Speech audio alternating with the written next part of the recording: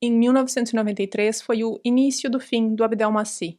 A Havana Lopes foi fazer o tratamento com o médico, mas logo depois do procedimento, assim que acordou, sentiu algo diferente. E isso ia dar ruim, mas eles perceberam tarde. Num dia, ameaçando para que ela não contasse a ninguém, ele pegou o prontuário dela e falou que ali tinha o endereço dela. A situação estava tão horrível e ela estava tão desesperada que numa brecha que ela encontrou, ela saiu correndo, indo embora com soro e tudo. Oi, amores, tudo bom? Eu sou a Nath Fel e nesse vídeo nós vamos ver o caso do monstro chamado Roger Abdelmaci. Esse é um vídeo retardatário que eu não consegui fazer antes de sair a série Tremembé. Antes eu falei sobre a Elise, a Matsunaga, a Suzane Richthofen, os Nardoni e um sobre a própria prisão dos famosos. Então, se tu tiver curiosidade, depois dá uma olhada na playlist que eu criei chamada Tremembé, onde esse aqui também vai estar. Inclusive, eu ainda não vi a série, mas eu tô vendo várias polêmicas falando que ficou novelinha demais, que é perigoso e tal. Eu confesso que quando se trata de true crime, eu prefiro algo mais documental. Mas me contem o que vocês acharam. Ah, é impossível trazer absolutamente todos os detalhes sobre esse caso, assim como todos os outros, né? Que sempre são muitos. Mas na descrição tu encontra algumas fontes do que eu usei no roteiro. Ainda assim, erros podem acontecer, sinta-se à vontade para avisar nos comentários. Se tu é novo por aqui e gosta de true crime, gringo, brasileiro, com responsabilidade, mas não só, se inscreve no canal. E se quiser puder apoiar, este é meu Apoia-se. E eu tenho uma loja de camisetas, que eu tô preparando já algumas artes de true crime. Atenção, este conteúdo pode ser perturbador. A descrição do espectador é aconselhada. O Roger Abdelmaci nasceu dia 3 de outubro de 1943, em São João da Boa Vista, interior de São Paulo. Ele e mais 2 irmãos eram filhos dos pais Olga e Jorge, 2 libaneses comerciantes que vendiam para a classe alta e entenderam, na visão deles, que essa era a melhor forma de fazer dinheiro. E então passaram cada vez mais a buscar se introduzir na elite com esses contatos que eles iam fazendo. Ainda assim, eles trabalhavam muito, mas eles tinham uma vida financeira bastante confortável. E os clientes ricos ajudavam na manutenção dessa vida. Depois de um tempo, se mudaram para Campinas e lá logo fizeram mais amigos ricos. O Abdelmaci, junto dos irmãos, sempre estudou nas melhores escolas e era ótimo aluno. Desde pequeno, ele já tinha um desejo de ser melhor do que os outros e tirar as melhores notas. Ele queria ocupar o primeiro lugar. Segundo lugar, para ele, já era algo ridículo, desde criança, tá? E como ele se achava brilhante, o melhor de todos, o gênio dos gênios, a última bolacha do pacote. Eu nunca entendi essa frase porque a última bolacha é sempre toda esmigalhada. Vai entender. Então, o nosso Albert Einstein brasileiro achava que Campinas era muito pequena para ele e para o potencial que ele tinha, ou que ele achava que tinha. Então ele falou para o pai que ele queria ir morar em São Paulo e estudar no Colégio Bandeirantes, um dos colégios mais prestigiados e caros, mas com muita gente influente. E como ele já sabia que queria ser médico quando crescesse, desde a escola ele já tinha em mente que aqueles coleguinhas de berço de ouro poderiam ser futuros clientes dele. Mas ele logo se frustrou e descobriu lá que não era o melhor de todos, só um dos melhores. Depois do colégio, ele passou então de primeira no vestibular de medicina na Unicamp, Universidade Estadual de Campinas, em 1968. E na Unicamp ele também queria ser o melhor.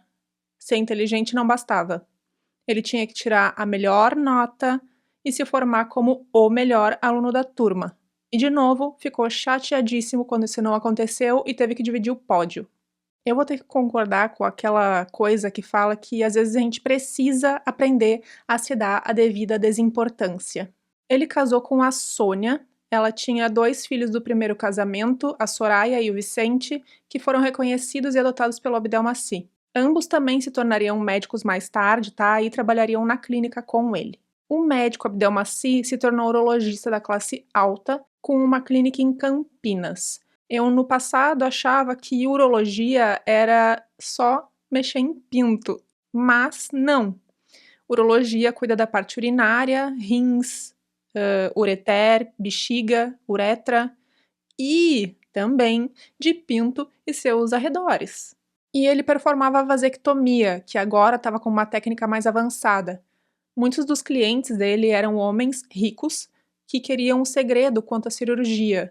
Homens que muitas vezes traíam suas esposas e queriam evitar que mulheres chantageassem eles falando que estavam grávidas. Daí eles podiam dizer: não, não, querida, eu sou vasectomizado. Outros tempos, né? Machismo comendo solto, sociedade ainda mais patriarcal, aquela coisa toda. E outro motivo do segredo é porque, na época, as igrejas tinham muito mais força e voz quanto ao controle de natalidade, que é visto por muitas religiões como um absurdo. Era ainda maior esse lance de não, tu não controla teu próprio corpo e Deus é quem controla se tu fecha tua fabriquinha.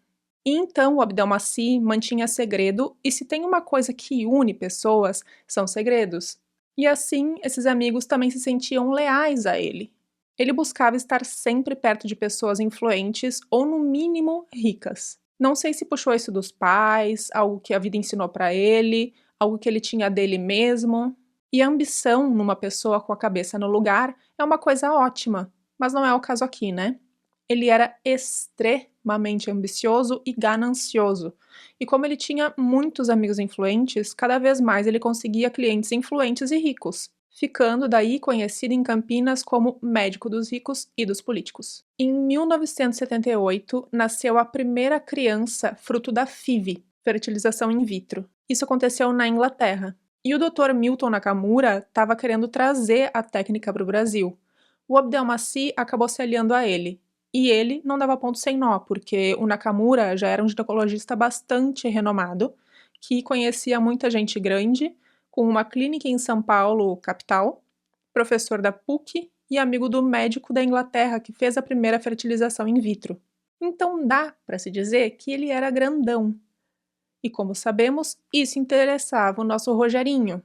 Mas o Abdelmaci desistiu da parceria depois de 4 anos, mais ou menos, porque ele gostava do status dele e estava com receio que isso mudasse, porque a técnica não era bem vista no Brasil ainda. E ele queria ver se ia dar ruim primeiro pro Nakamura, quando ele trouxesse a FIV para o Brasil, antes de colocar os pezinhos dele também.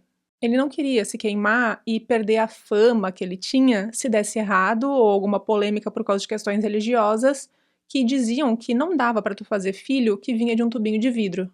E aí ele decidiu focar na prática dele, indo de Campinas para São Paulo, abrindo uma nova clínica com mais médicos.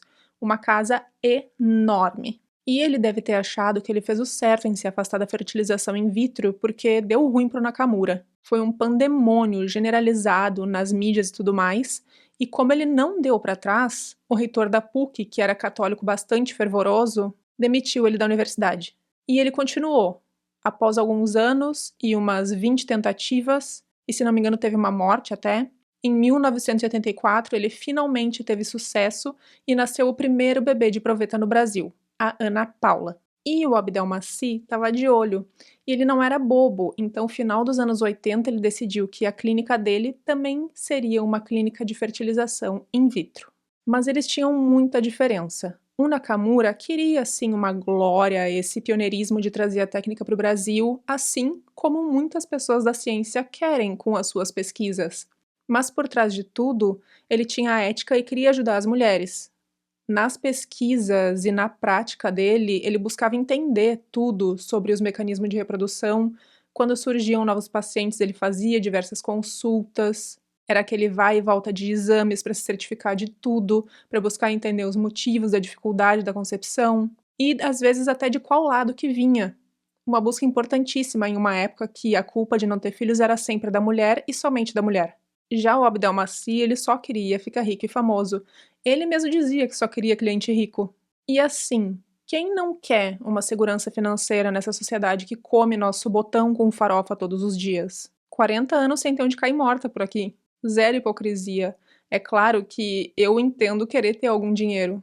Mas se tu é um profissional da saúde e tu tá nessa profissão por dinheiro, acima do amor por salvar vidas, ajudar e blá blá blá, eu acho que eventualmente tu vai acabar colocando dinheiro acima do paciente, às vezes até deixando de atualizar equipamentos, deixando de se atualizar. Daí surgem aqueles médicos com carteira vencida, praticando coisas ilegais e tal e coisa. Grandes chances de dar merda, eu acho. Como diz o juramento de Hipócrates, a saúde do meu paciente será a minha primeira consideração. Tem tantas outras opções de profissão se teu único objetivo na vida é ganhar dinheiro, sabe? Não envolve vidas. E aí ele, ganancioso, queria ser melhor também que o Nakamura e não gostava de ver outra pessoa fazendo mais sucesso que ele. Então, decidiu contratar uma equipe de marketing, o que ajudou um pouco, fazendo ele sair em algumas matérias e tal. E pegando esse novo movimento no Brasil, que agora era pró-FIV e bora fazer filhos, ele também lançou um livro chamado Tudo por um Bebê. E ele queria números, porque números ajudariam ele a ser o maior de todos e a conquistar cada vez mais clientes. Ele não queria saber de atendimento demorado e consulta que vão e voltam com vários exames para descobrir de onde vinham os problemas de fertilidade do casal, como o Nakamura fazia. Ele queria números e dinheiro. Mas, para ser justa, não era só ele. Mas vocês entenderam onde é que eu tô indo. Então, um belo dia, chegou na porta dele tudo o que ele mais queria e que mudou a vida dele para sempre. O Pelé e a Síria, esposa dele. O Pelé tinha feito uma vasectomia, tentou reverter, mas não deu certo. E em 1996, nasceram os filhos do casal Joshua e Celeste, com a ajudinha do Abdelmaci. Ele foi endeusado pelo Pelé, e ele saiu como Deus nas mídias também. Depois disso, a fama do Abdelmaci decolou, e a riqueza dele também. Agora ele não era só o médico dos ricos e políticos, ele virou oficialmente o médico dos famosos. E aí ele passou a fazer muito bebê. Ia lucrar só com a clínica cerca de 1 milhão por mês, comprando várias propriedades rurais, carros de luxo que ele trazia de fora e que ninguém tinha aqui, uma mansão de vários milhões. E dessas propriedades rurais ele fazia ainda mais dinheiro. Era muito, muito, muito dinheiro. Entre outros famosos que passaram pela clínica dele estavam Fernando Collor de Mello, Tom Cavalcante e Gugu. E fora da clínica ele tinha outros famosos como amigos pessoais também, a Hebe, o Roberto Carlos, donos de emissoras, como o atual dono da Record. E ele frequentava festas dessa galera e foi também para a Ilha de Caras. Quem lembra? Atestado de idade. Então agora ele fazia parte de um círculo social de gente top, top, top, assim, da elite, das pessoas mais famosas do Brasil. E participou de vários programas, inclusive da amiga Hebe.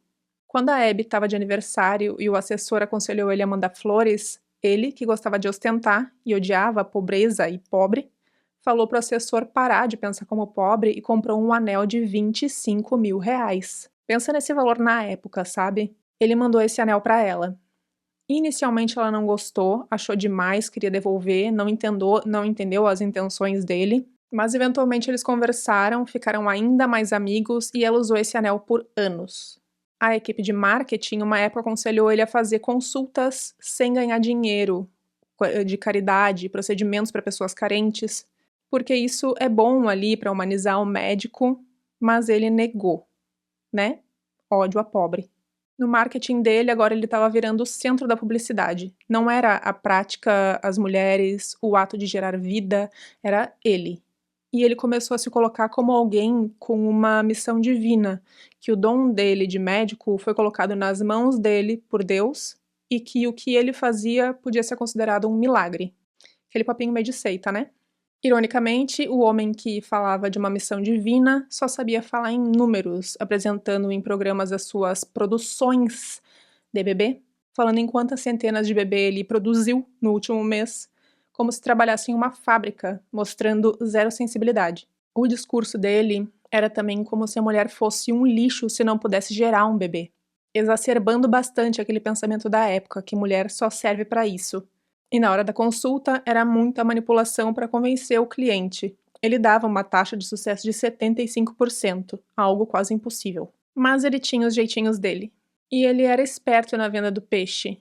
A Fátima Bernardes já falou no programa Encontro que o Abdelmaci dava entrevista sobre a gravidez dela, parecendo que ele era o médico dela, mas que, não era. Ela falou que, além de ele falar muito sobre a reprodução humana, sobre os casos que fazia, também falava sobre os que não fazia. Eu, por exemplo, nunca me tratei com ele, mas ele deu tantas entrevistas sobre a minha gravidez que parecia que era meu médico. Ele se aproveitava de casos de pessoas conhecidas para aumentar a divulgação em cima do seu nome. E era assim, gente, tá? Era tudo em nome de conseguir mais clientes famosos, mais amigos famosos, fama, fama, fama, enfim. O cara que odiava sair por último ou falhar na escola ou na faculdade, odiava isso também quando acontecia na clínica. Ele também achava que não seria bom para a fama dele se ele não tivesse 100% de sucesso todo santo sempre. E fertilização não funciona assim. O próprio Dr. Nakamura tentou as 20 vezes sem sucesso antes de conseguir a primeira fertilização. O Abdelmaci não suportava isso. E para contornar essa situação, ele começou a ficar cada vez mais ousado.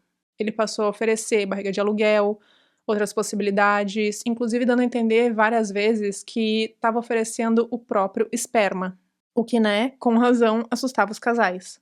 Quando o cliente não aceitava porque queria que fosse algo biológico seu, ele ficava puto, ou falava para o cliente que estava perdendo o tempo dele.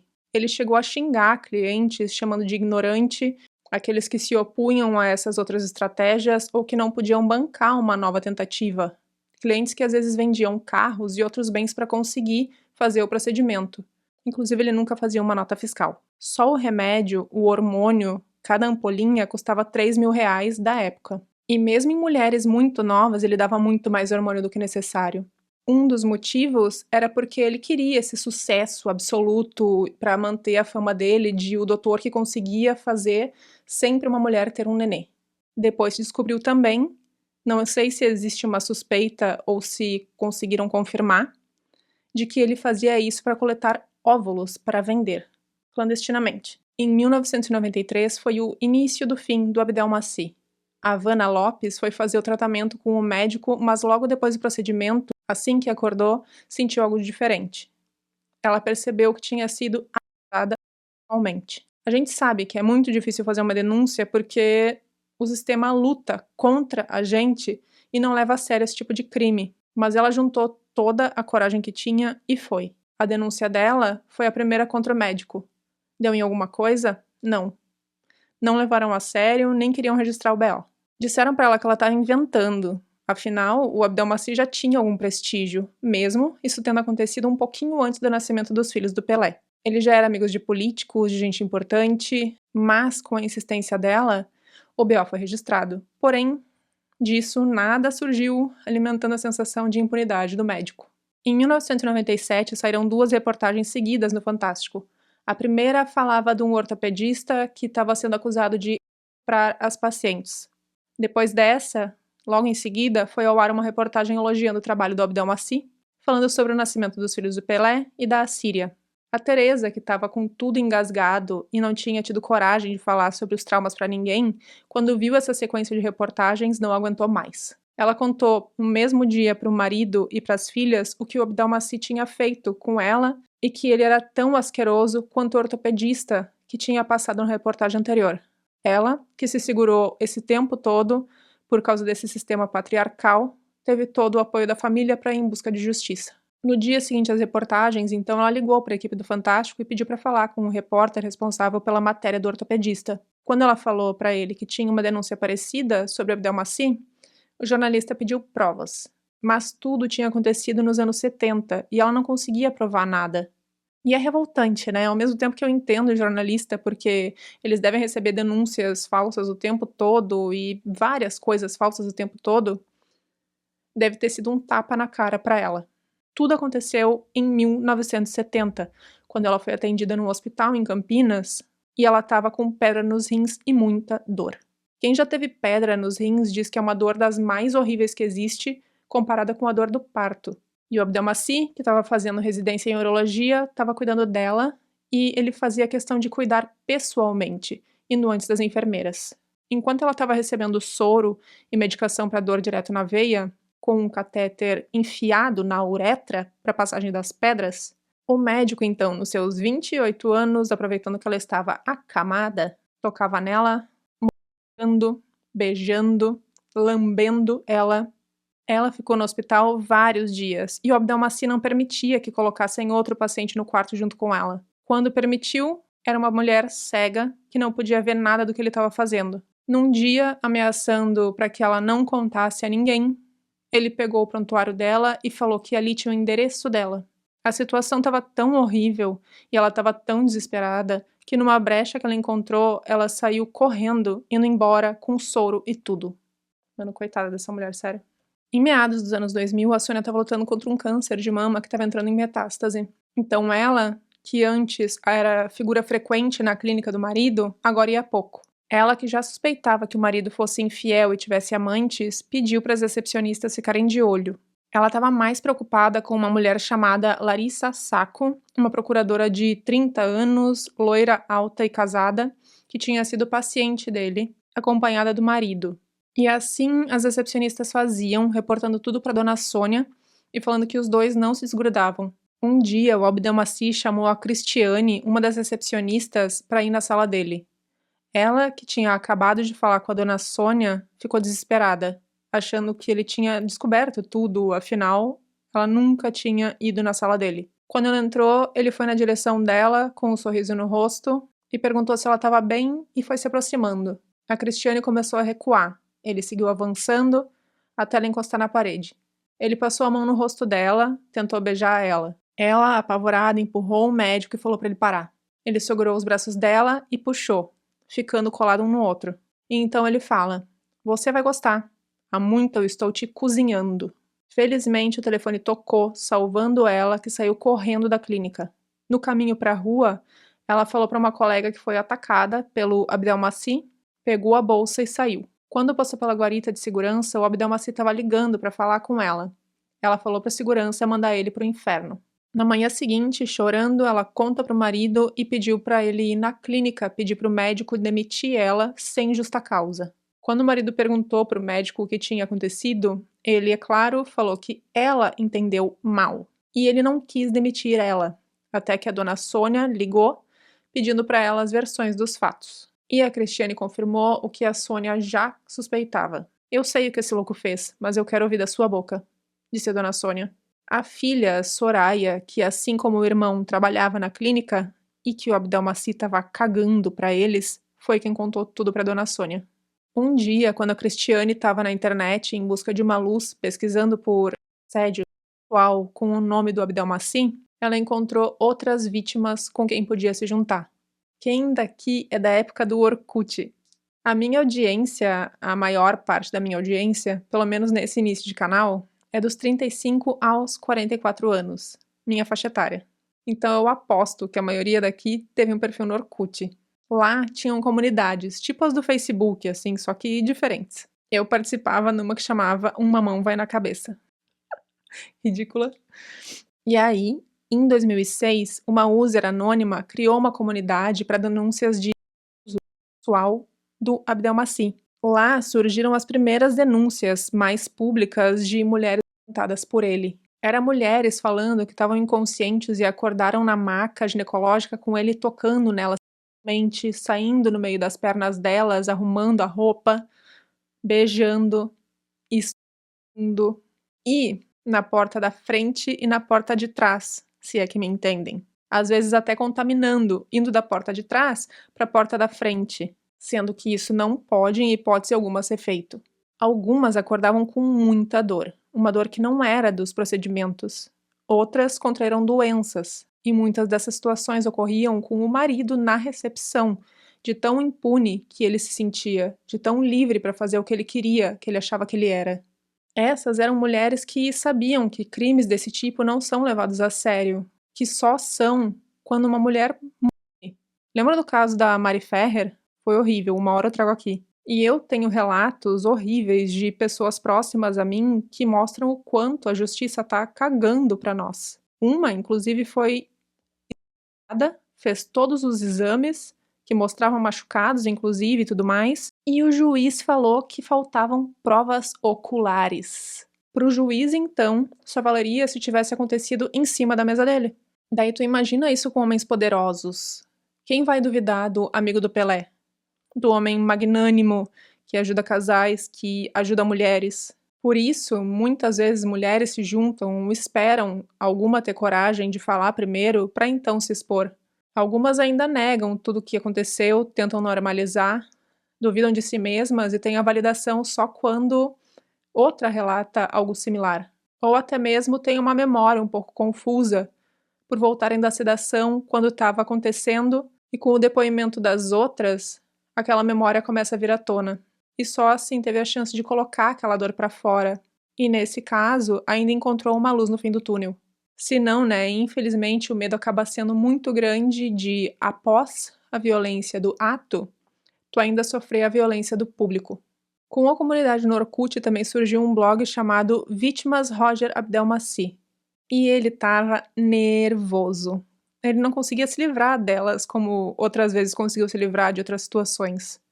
A internet ele não estava conseguindo abafar. Uma das primeiras denúncias públicas foi de uma mulher de pseudônimo Iris Saga. Ela falava que o Abdelmaci tinha abusado dela durante o tratamento, quando ela ainda estava semi-consciente, voltando da sedação para a retirada dos óvulos. E iniciou daí uma campanha para que mais mulheres denunciassem ele. Depois disso, as próximas estratégias foram mandar e-mails anônimos para clínicas, universidades, médicos, jornalistas e até mesmo amigos do médico, denunciando os assédios e estupros. E foram em busca de justiça, em um pequeno grupo, falar com as autoridades. Esse número, que inicialmente cabia na palma de uma mão, em coisa de 2 meses virou dezenas de mulheres. E cada crime foi tratado individualmente. No final de 2007, ele já estava sem saber o que fazer. Na clínica, todo mundo já sabia sobre o nome Iris Saga. Falavam também que tinha denúncia no Conselho de Medicina de São Paulo em cima dele, mas que não deram em nada e teriam caducado. E então, ele contratou um advogado criminalista, Adriano Vani, para tentar acabar com esta baixaria e tentar tirar do ar esta campanha, esta calúnia contra ele. O médico falava que as dezenas de denúncias certamente vinham de 1 ou 2 pessoas no máximo, usando vários pseudônimos. E ele tinha certeza que a Iris Saga era uma mulher que saiu gritando na clínica, fazendo escândalo, acusando ele de passar a mão nela. Falou para o advogado que aquilo era um absurdo. Reação destemperada de uma mulher vingativa que não conseguiu filho com o tratamento. E é claro que isso era mentira, né? Porque, inclusive, vieram denúncias de mulheres que conseguiram ter filhos. E ele também falava que era efeito do sedativo, que fazia elas verem coisas, mas não é o tipo de brisa que esse sedativo dava. E mesmo se desse uma alucinação, porque, sei lá, uma dessas mulheres teve uma reação maior, já que cada cérebro é um cérebro e tal, isso seria uma mulher e não todas as dezenas com a mesma alucinação. Não houve alucinação. A justiça, em defesa do bandido, pediu que a página fosse tirada do ar no Orkut. Mas não descobriram quem estava por trás. Risos. Enquanto isso, o Abdelmaci estava pedindo cadeia para quem estava cometendo esta injustiça com ele, pobrezinho. E enquanto isso está acontecendo, em 2008, a Soraya, a mulher dele, morre devido ao câncer. A Sônia. No final de 2008, a Lilian Cristofoletti, repórter da Folha de São Paulo, recebeu uma ligação de um advogado falando que tinha informações quentes sobre o Abdelmaci. Eles então combinaram um almoço e o advogado contou que uma empresária que ele conhecia tinha sido atacada pelo médico dentro de uma sala de consulta. A mesma mulher tinha acabado de denunciar o caso para o Ministério Público e as coisas já estavam começando a andar na delegacia da mulher. Ela, então, a jornalista, foi falar com o promotor, o Reinaldo Carneiro, que estava investigando o caso. Ele conformou tudo e deu alguns detalhes. E em janeiro de 2009, saiu a reportagem falando que o Abdelmaci estava sendo investigado após denúncia de uma ex-funcionária, a Cristiane. Lembra? E como muitos outros poderosos, com dinheiro e fama, o Abdelmaci deu entrevistas negando, certo de que não ia dar em nada. Falou que as mulheres eram loucas, que estavam inventando coisa, que era intriga alimentada por outros profissionais para acabar com ele, etc, etc. E finalmente, depois de muita investigação, ele foi preso em agosto de 2009 e foi levado para P2 do Tremembé, o presídio dos famosos, onde, por segurança, estão os condenados pelos casos que tiveram mais repercussão na mídia, mas não comemora ainda. Os advogados do Abdelmaci estavam tentando um habeas corpus para ele responder em liberdade, com justificativa de que ele não estava clinicando e as alegações tinham relação com a prática médica dele, que estava suspensa. E sendo assim, né, não podiam alegar, segundo eles, que ele mostrava algum perigo para ser mantido preso até o julgamento. Em dezembro de 2009, o senhor Gilmar Mendes, ministro do STF, entendendo que existia alguma lógica por trás do que estavam dizendo, concedeu o habeas corpus para ele. Durante esse tempo de habeas corpus, ele casou com a Larissa Sacco, a promotora que foi amante dele. Na hora de entregarem um inquérito para a juíza, toda aquela papelada gigantesca, ele sumiu. Ou fizeram sumir. Imagina tu ter tantos contatos e ser tão poderoso e tanta gente te dever favor que tu consegue fazer isso sumir. Encontraram meses depois, do lado de um vaso sanitário, no Fórum Criminal da Barra Funda, em São Paulo. Isso então contribuiu para o atraso no desenvolvimento do caso. Mas, em novembro de 2010, o Abdelmaci foi julgado. O Ministério Público acusou com base nos depoimentos detalhados e consistentes das múltiplas vítimas, argumentando que os abusos ocorreram sob grave ameaça, uso de força física, muitas vezes com as pacientes sedadas ou imobilizadas. Falaram também que as alegações da defesa eram fantasiosas e só buscavam constranger as vítimas. A defesa do Abdelmaci falou que não houve lesão corporal, tentando invalidar a ação da acusação relacionada à chamada violência real. A juíza Kenarique Felipe, rainha maravilhosa, sentenciou o ex-médico por 48 ataques em 37 mulheres entre 1995 e 2008. Algumas vítimas foram acusadas mais de uma vez. A pena total foi calculada fazendo um somatório para cada crime individualizado. E ele foi condenado a 278 anos de prisão, depois caindo para 181. Mas, a gente sabe que o máximo hoje é 40 anos. Ainda assim, acho que ele não conseguiria progressão de pena por causa desses 181 anos. Mas ele não foi preso imediatamente, porque estava com habeas corpus e acho que tem alguns trâmites e tal. E isso ia dar ruim. Mas eles perceberam tarde. Em janeiro de 2011, perceberam que ele estava fazendo solicitação para renovar o passaporte e decidiram finalmente decretar a prisão dele. Eles decidiram correr, porque, para ele não fugir. Mas adivinha? Ele já tinha fugido. Com isso, iniciaram uma busca gigantesca para achar o Abdelmaci. Ele virou um dos mais procurados de São Paulo e colocaram até a Interpol atrás dele. Isso porque, ele estava mexendo com o passaporte e tinha dupla cidadania. Mas nada. Durante o tempo de busca, pessoas falaram que viram ele em Paris, em Mônaco, no Líbano. Foram encontrar, ele aqui do ladinho, no Paraguai, quase 4 anos depois, em agosto de 2014. Ele estava com documentação falsa, usando vários celulares diferentes para não ser descoberto, morando numa mansão enorme, com filhos que ele teve com a Larissa durante esse tempo da fuga. E eles já estavam matriculados em escola e tudo mais. Ele estava vivendo uma vida normal e fazendo geral de trouxa. Segundo a investigação, o Abdelmaci montou um esquema para receber dinheiro e se proteger no Paraguai. Uma estrutura montada por pessoas ligadas pessoalmente ao Roger, familiares, amigos. E também uma estrutura por pessoas técnicas preparadas para forjar documentos, dentre outras circunstâncias, para remessas de recursos para ele continuar foragido, afirmou o promotor de justiça Luiz Henrique Dalpoz. Recuperaram conversas gravadas quando ele estava foragido com Rui Marco Antônio, ex-dono de um dos principais hospitais de São Paulo, e que, segundo a investigação, estava ajudando o Abdelmaci. Nelas, o Rui pede que ele continue escondido. Caramujo não sai no sol, caramujo fica na sombrinha, dizia ele. E eles também ofendem as vítimas em algumas ligações. O Abdelmaci fala: "Essa história toda aí que aconteceu foi um absurdo." O Rui responde: "Isso é plantado por aquelas filhas daquele grupo." E o Abdelmaci finaliza: "Elas são doentes mentais, é loucura mesmo." Numa ligação com a irmã, ele minimiza as denúncias. "Tiveram 30 denúncias, 15 eram só contra mim. 15 é um pouco demais para o meu gosto", dizia ele. Falou o cara que não tinha consciência de nada e ia passando a mão nas partes de todo mundo.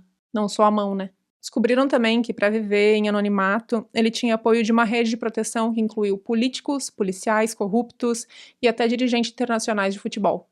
Desde que foi recapturado, ele vivia entre a Penitenciária 2 do Tremembé e internações hospitalares. Entre 2020 e 2021, ele chegou a cumprir prisão domiciliar, mas voltou para o Tremembé após verificarem irregularidades. Parece que uma vez ele inclusive manipulou um médico para dar um remédio para ele ficar grogue e parecer mais doente, e que ele fazia essa manutenção de ficar mais grogue e fingir doença em casa também. Devido à idade dele e a ele estar agora realmente doente, os advogados dele tentaram diversas vezes fazer que ele volte para a prisão domiciliar, mas seguem negando. Talvez tenha a ver com toda a bosta que ele fez, né, mesmo preso. A justiça informou que ele só pode pedir pela liberdade condicional em 2047, quando estaria com 104 anos e possivelmente morto. Puxa vida, que pena. Vou ali chorar, gente, licença. No Tremembé, dizem que ele tem uma rotina isolada e silenciosa, mas também ouvi que na época que o Christian Cravinho estava por lá, eles eram amigos. O próprio Christian Cravinho já afirmou num stories dele do Instagram que eles se falavam, que eles tinham uma broderagem. A Soraya e o Vicente, filhos da primeira esposa dele, que ele adotou, trabalhavam na clínica com ele, como eu falei. Com tudo isso, ficou bastante difícil para eles. No fim, eles, que abominam o que o ex-médico fez e não queriam mais nada a ver com ele, decidiram que era melhor tirar o sobrenome dele e ficar só com o de solteiro da mãe. Mesmo assim, Abdelmaci deixou uma mancha na vida profissional deles. Em entrevista, um dos profissionais que trabalhou no caso até falou que, poxa, existem crimes de ocasião onde uma pessoa pobre vai roubar algo porque tem uma necessidade. Ele não defende, mas ele entende de onde isso vem. Já o Abdelmaci tinha tudo e fez um horror, com tantas mulheres e, em sua maioria, inconscientes, completamente vulneráveis.